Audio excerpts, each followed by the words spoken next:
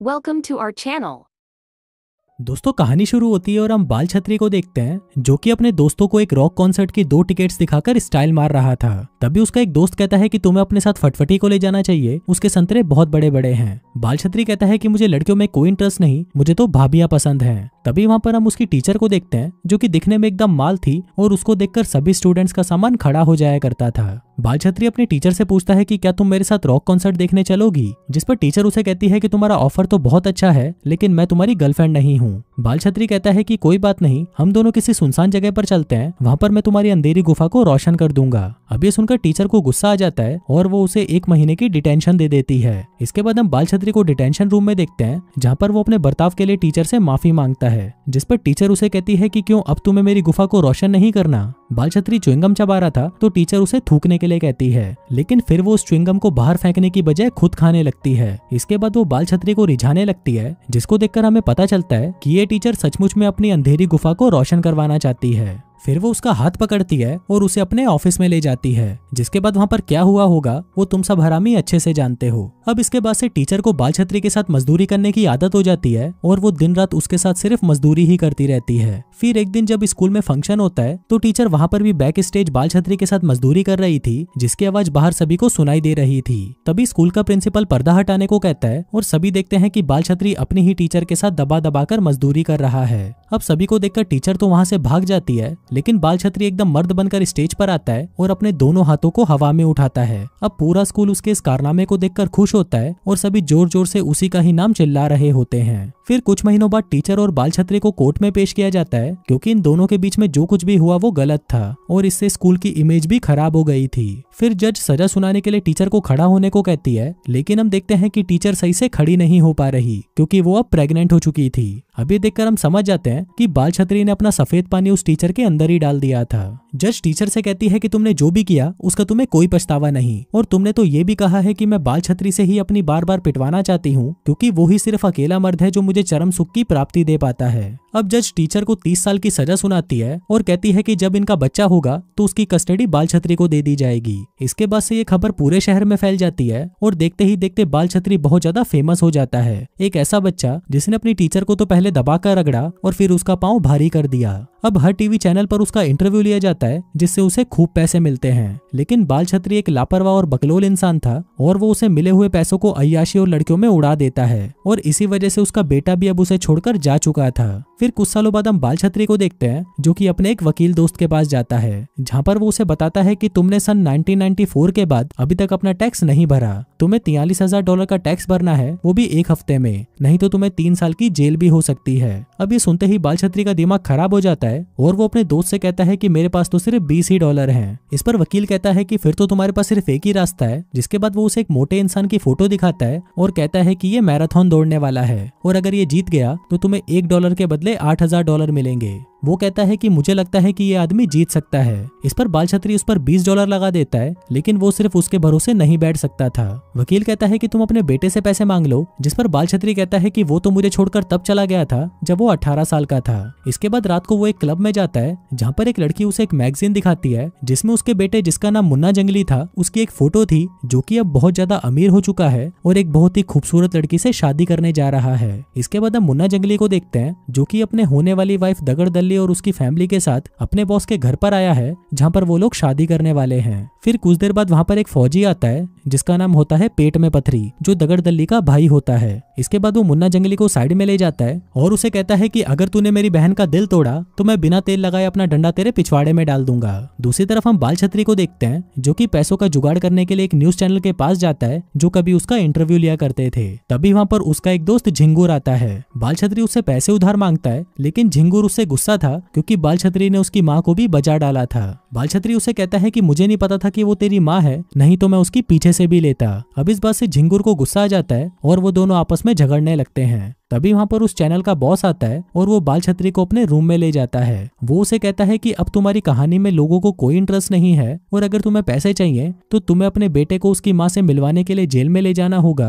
वो भी हम लोगों के कैमरे के सामने, जिसके बदले में मैं तुम्हें $50,000 दूंगा। अभी सुनकर वो बेटे का पता निकालकर सीधा उसके बॉस के घर पहुंच जाता है, जिसको देखते ही उसके बेटे की फट जाती है। फिर वो सभी से कहता है कि ये मेरा दोस्त है। दरअसल मुन्ना जंगली ने सभी को बता रखा था कि उसके डैड मर चुके हैं, ताकि किसी को भी ये पता ना चले कि वो एक हफ्सी टीचर की नाजायज औलाद है। अब सभी लोगों को बाल छतरी इतना पसंद आता है कि वो उसे शादी तक वहीं रुकने को कहते हैं। इसके बाद मुन्ना जंगली बाल छतरी को उसका रूम दिखाता है और कहता है कि तुम्हें पता चल गया कि मेरे पास पैसे हैं, तो तुम अपना मुंह उठाकर यहाँ पर पैसे मांगने आ गए। जिस पर बाल छतरी उसे कहता है कि चुप कर जा, अगर उस दिन मैंने किंगडम पहन लिया होता तो आज तू यहाँ पर खड़ा भी नहीं होता। इसके बाद वो अपने बेटे से कहता है कि तुम जेल जाकर अपनी माँ से मिलाओ, वो तुम्हें बहुत याद कर रही है। लेकिन मुन्ना जंगली उसे मना कर देता है और कहता है कि मैं अपनी शादी छोड़कर कहीं नहीं जाने वाला। फिर अगले दिन पार्टी में एक आदमी बाल छतरी को पहचान लेता है कि ये वही लड़का है जिसने अपनी टीचर का पांव भारी किया था। इसके बाद बाल छतरी सभी को अपने इस महान काम की कहानियां सुनाने लगता है, जिसे सुनकर सभी लोग बहुत खुश होते हैं और सभी उसे पसंद करने लगते हैं। फिर रात को वो एक बुढ़िया के रूम में जाता है और वहाँ पर कुछ अश्लील मैगजीन्स ढूंढने लगता है ताकि वो उनको देखकर अपनी हाथ गाड़ी चला सके।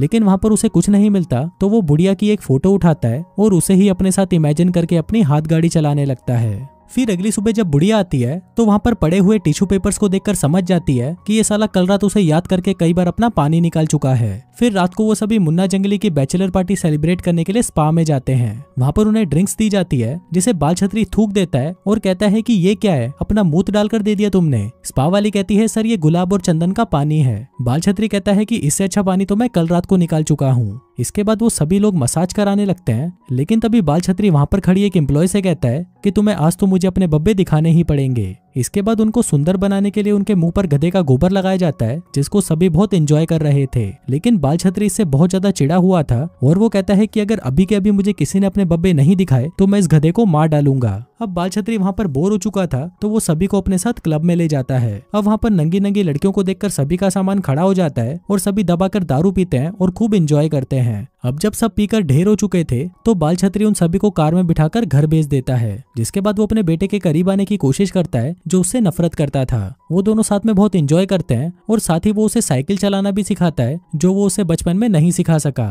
अब धीरे धीरे उन दोनों के बीच में सब कुछ ठीक होने लगता है और वो दोनों गले भी मिलते हैं। फिर घर आने के बाद बाल छतरी फिर से बुढ़िया के रूम में चला जाता है और उसकी फोटोज को उठाकर हिलाने की तैयारी करने लगता है। लेकिन तभी वहाँ पर बुढ़िया आ जाती है और कहती है कि चलो साथ में करते हैं। जिसके बाद बाल छतरी उसकी बंजर जमीन में पानी डाल डालकर उसे फिर से हरा भरा कर देता है। दूसरी तरफ हम मुन्ना जंगली को देखते हैं, जो कि अपने रूम में जाता है। वहाँ पर वो एक पुतले को देखता है जिसने उसकी वाइफ की वेडिंग ड्रेस पहनी थी। मुन्ना जंगली को लगता है कि शायद ये उसकी वाइफ दगड़दल्ली है, तो वो उसे रगड़ डालता है। फिर अगली सुबह जब दगड़दल्ली की चिल्लाने की आवाज आती है तो उसे पता चलता है कि कल रात नशे में मुन्ना जंगली ने उसकी ड्रेस पर उल्टी कर दी और उस पर अपना पानी भी छोड़ दिया। फिर कुछ देर बाद बाल छतरी को मुन्ना जंगली का कॉल आता है, जो उसे बताता है कि वो अपनी मॉम से मिलने जेल जा रहा है। अब ये सुनकर बाल छतरी की फट जाती है और वो जल्दी से अपनी खटारा निकालकर मुन्ना के पीछे भागता है। फिर जेल पहुंचकर वो उसे कहता है कि अभी हमें यहाँ से जाना होगा, तुम्हारी शादी होने वाली है और तुम यहाँ पर शादी के बाद ही आना। लेकिन तभी वहाँ पर उसकी हफ्सी माँ आ जाती है, जो कि ये बूढ़ी हो चुकी थी, लेकिन लोगों का पानी निकालने में वो अभी भी एक्सपर्ट थी। फिर वो दोनों आपस में बातें करने लगते हैं, लेकिन तभी वहाँ पर वो न्यूज रिपोर्टर वाले भी पहुंच जाते हैं। अब ये देखकर मुन्ना जंगली गुस्सा हो जाता है और वो समझ जाता है कि इन सबको उसके बाप ने ही यहाँ पर बुलाया है।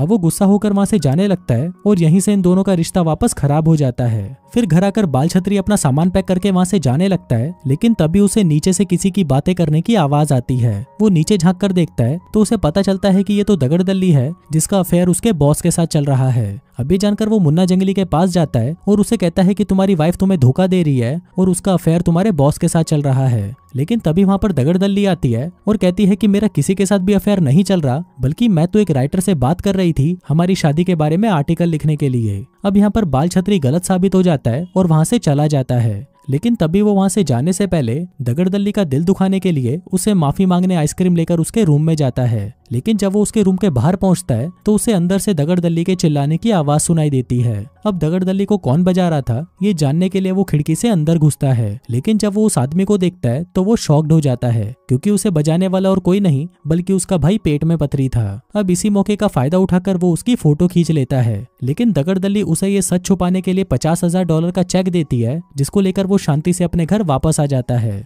लेकिन अब उसका मन मान नहीं रहा था क्योंकि उसके बेटे के साथ गलत हो रहा था। इसलिए वो अपना पिछवाड़ा उठाकर अपने बेटे की शादी में पहुंच जाता है और अपने बेटे से कहता है कि तुम्हारी होने वाली वाइफ ने मुझे अपना मुंह बंद रखने के लिए $50,000 दिए थे, लेकिन अब मुझे ये पैसे नहीं चाहिए। जिसके बाद वो दगड़दल्ली से कहता है कि तुम सबको सच बता दो, नहीं तो मैं बता दूंगा। तभी दगड़दल्ली उसके कान में कहती है कि मुझे मुंह में लेना पसंद नहीं। जिस पर मुन्ना जंगली कहता है तो क्या हुआ, ये कोई बड़ी बात नहीं है। बाल छतरी उसे कहता है कि साली चूतिया क्यों बना रही है, सच बता। जिसके बाद वो मुन्ना जंगली को सब कुछ सच बता देती है, जिसको सुनकर उसकी फटकर 464 हो जाती है। वो जोर से चिल्लाते हुए कहता है कि क्या तुम अपने भाई के साथ सोती हो, जिसको सुनकर सभी शॉक्ड हो जाते हैं। अभी जानकर मुन्ना जंगली शादी कैंसिल कर देता है और अपने बाप के साथ चला जाता है। इसके बाद वो सभी क्लब में जाते हैं जहाँ पर उसे पता चलता है कि उसने जिस मोटे पर $20 लगाए थे वो जीत गया था। मतलब अब उसे 20 के बदले 1,60,000 मिलेंगे। अभी जानकर सभी खुश होते हैं और दोस्तों इसी के साथ ही ये कहानी यहीं खत्म हो जाती है। Subscribe to our channel for watching more videos.